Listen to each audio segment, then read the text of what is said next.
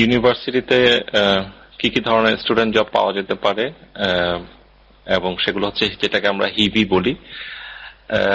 একটা পয়েন্ট বোধহয় অনেকেই কোশ্চেনের মধ্যে আসবে যে হিভি করলে কিরকম স্যালারি পাওয়া যেতে পারে, সেটা আমার মনে হয় যদি কোশ্চেন আসে আমরা অ্যান্সার করবো। তবে আমার ধারণা অ্যামাউন্টটা €8 কাছাকাছি, রাইট মহসিন?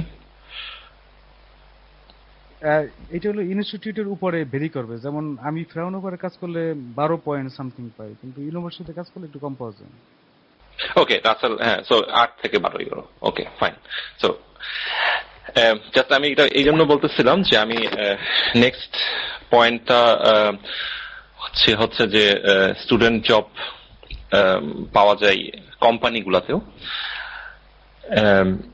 এবং আমার মনে হয় মহসিন বেশিরভাগ জিনিসই কভার করছে, কিভাবে স্টুডেন্ট জবের জন্য প্রিপারেশন নেওয়া দরকার, বা কিভাবে ইন্টারভিউর জন্য প্রিপারেশন নেওয়া দরকার, নিজেকে কিভাবে প্রেজেন্ট করা যেতে পারে, কনফিডেন্স ইত্যাদি ইত্যাদি, এবং কিভাবে সার্চ করা যেতে পারে। এই সব সার্চিং এর জন্য আমার মনে হয় যে খুব জেনারেল যে কোনো জব সার্চের জন্য অনলাইনের থেকে বেটার কোনো ফ্রেন্ড নাই, এবং সবাই বোধহয় গুগল ইউজ করতে জানে।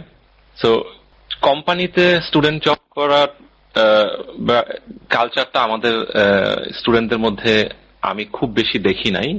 এটার কারণটা হচ্ছে মূলত এরকম যে হিভি পাওয়া খুব সহজ, কিন্তু কোম্পানিতে ওয়ার্ক স্টুডেন্ট যাকে বলে, ওয়ার্ক স্টুডেন্ট শব্দটার অর্থ হচ্ছে ওয়ার্ক স্টুডেন্ট, অর্থাৎ একজন স্টুডেন্ট যে নর্মাল একজন এমপ্লয়ের মতো ইউনিভার্সিটিতে কাজ করতেছে। কোম্পানিতে ওয়ার্ক স্টুডেন্ট হিসাবে কাজ করার বিশাল বেনিফিট আছে। এটাকে আর অন্য যে কোনো টাইপের স্টুডেন্ট জবের ক্যাটাগরি থেকে আমি উপরে রাখবো। কেউ যদি যে কোনো কোম্পানিতে ওয়ার্ক স্টুডেন্ট হিসাবে একসেপ্টেড হয়, তাহলে ধরে নিতে হবে যে সেই কোম্পানি তাকে সেখানে জব দিতে ইন্টারেস্টেড, ফুল টাইম জব দিতে। এবং শুধুমাত্র যেহেতু সেই স্টুডেন্ট সেখানে এই মুহূর্তে স্টুডেন্ট হিসাবে আছে, তার পড়াশোনা শেষ হয়নি, সেই কারণেই তারা তাকে ওয়ার্ক স্টুডেন্ট হিসাবে কন্ট্রাক্ট দিচ্ছে। কিন্তু সে যদি পড়াশোনা শেষ করে তাহলে 90% ক্ষেত্রেই সেই স্টুডেন্টরা সেখানে ফুল টাইম জব হিসাবে জয়েন করতে পারবে। এবং ওয়ার্ক স্টুডেন্টের যে জব সেটা 90 দিনের মধ্যে থেকে কাউন্ট হতে থাকবে, অর্থাৎ কেউ 90 দিনের বেশি 1 বছরের মধ্যে করতে পারবে না।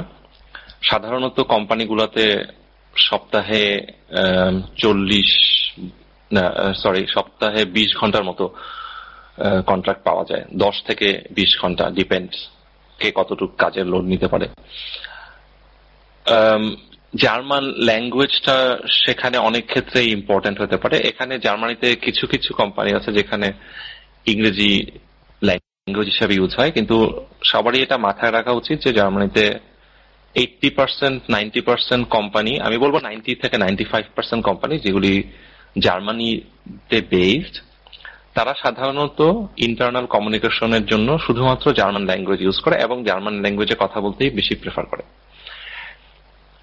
যারা শুধুমাত্র ইংরেজি জেনে এখানে জব খুঁজবে তাদের জন্য জবের সার্কেলটা, জবের রেডিয়াসটা অনেক ছোট হয়ে আসবে, অর্থাৎ তারা শুধুমাত্র সেই 5% কোম্পানিতে জব পেতে পারে।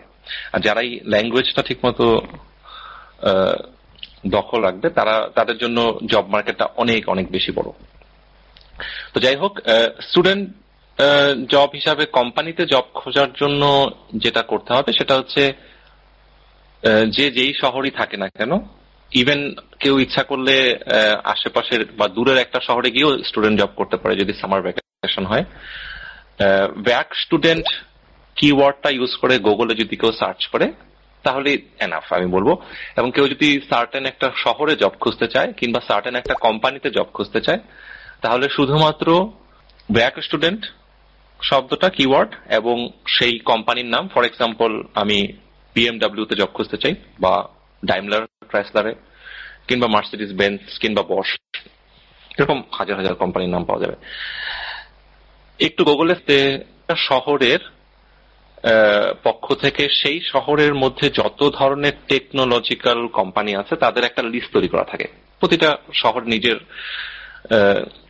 গরজে এরকম একটা লিস্ট তৈরি করে রাখে অনলাইনে, এবং সেই ডাটাবেসে গিয়ে এক একটা কোম্পানির ওয়েবসাইট পাওয়া যাবে, এবং প্রতিটা কোম্পানির ওয়েবসাইটে তাদের ইমপ্রেসিউম বা কন্ট্যাক্ট একটা পেজ থাকবে, যেখানে সেই কোম্পানির কার সাথে সেক্রেটারি বা জবের সাধারণত অনেকেরই আলাদা একটা ডিপার্টমেন্ট থাকে, পার্সোনাল ডিপার্টমেন্ট থাকে, সেখানের কন্ট্যাক্ট নাম্বার, ফোন নাম্বার কিংবা ইমেল থাকে।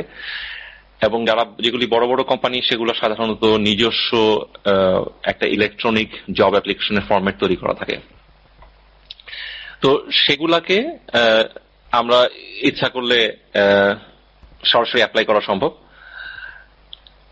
জার্মানিতে অনেকগুলি জব খোঁজার ইন্টারনেট সাইট আছে, যেমন ফর এক্সাম্পল মনস্টার, বোধহয় সবার জন্যই সবারই চেনা হওয়ার কথা। মনস্টার শুধু জার্মানিতে না, পুরো ওয়ার্ল্ড ওয়াইড, তাদের জার্মানির জন্য আলাদা একটা ডিপার্টমেন্ট আছে।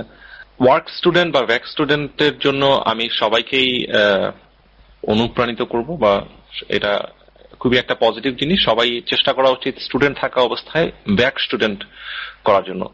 কেউ যদি ওয়ার্ক স্টুডেন্ট পায় তাহলে বুঝতে হবে যে সে আসলে নর্মাল জবের জন্য অ্যাকসেপ্টেড হবে। ওয়ার্ক স্টুডেন্টের জন্য কি আলাদা কোনো ক্রাইটেরিয়া, আলাদা কোনো কিছু স্পেশাল কিছু কি জানা দরকার?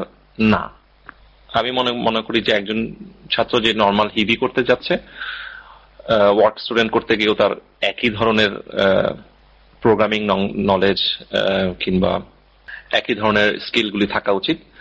যেই স্কিলটা হয়তো বেশি লাগতে পারে অন্য যে কোনো জবের ক্ষেত্রে থেকে, সেটা হচ্ছে ফর্মাল কমিউনিকেশন, কালচার আন্ডারস্ট্যান্ডিং। আমরা যখনই একটা বড় কোম্পানিতে কাজ করতে যাব তখন সেখানে কমিউনিকেশন লেভেলটা একটু ফর্মাল হবে, সেখানে কালচার আন্ডারস্ট্যান্ডিংটা ইম্পর্টেন্ট। যে সেখানে দেখা যাবে যে হয়তো বেশিরভাগই জার্মান কলিগস, যেটা ইউনিভার্সিটিতে যারা হিবি করতে যায় তারা দেখা যায় যে বেশিরভাগ সময়ই ফরেন, অন্য দেশ থেকে আসা এরকম, মানে ইউনিভার্সিটির ডিপার্টমেন্টগুলিতে বিদেশিদের সংখ্যা অনেক বেশি, এবং সেখানে সবাই অহরহ ইংরেজি বলতেছে, কিন্তু কোম্পানিতে সেটা না হওয়ার সম্ভাবনাই বেশি, কিছু এক্সেপশন ছাড়া। সো এই কালচার আন্ডারস্ট্যান্ডিং টা থাকা উচিত, এবং জার্মান শেখা থাকলে অবশ্যই সেটা হেল্প করবে। এবং আরেকটা জিনিস আমি খুব আরেকবার পয়েন্ট আউট করতে চাই যে আমরা যখন ইংরেজি বলি বা আমরা যখন বলি যে আমরা ইংরেজি জানি, সেখানেও সবার একটু বোধহয় খেয়াল রাখা উচিত যে যদি আমরা ইংরেজিও যখন বলবো তখন সেই ইংরেজিটা যেন বাংরেজি না হয়, সেটা যেন ইংরেজির মতো শোনা যায়।